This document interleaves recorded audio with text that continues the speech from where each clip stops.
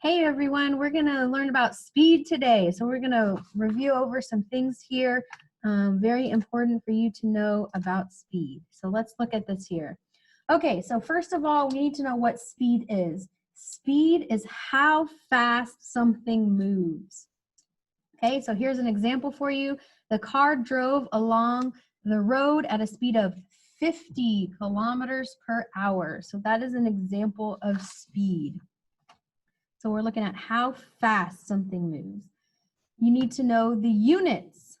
So it is usually measured in meters per second. So we're doing science. That means we're using the metric system. So we usually use meters per second, or we can do kilometers per hour.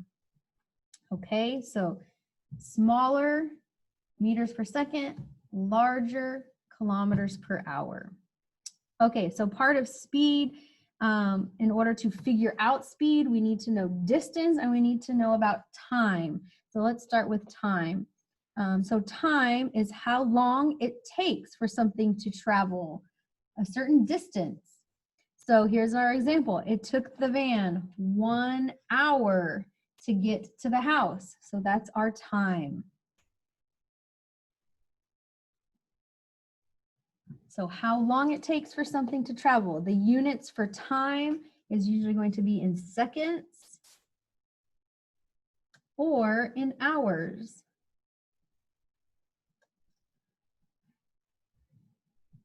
Okay, so now we know time, we also need to know distance.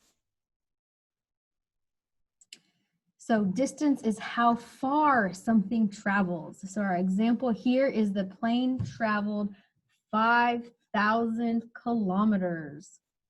Okay, the units for distance is going to be meters, represented by a lowercase m, or it can be kilometers, represented by km. Okay, so that is our quick little tutorial over speed, distance, and time, the units, and some examples for each. I hope that helped you understand a little better. Bye.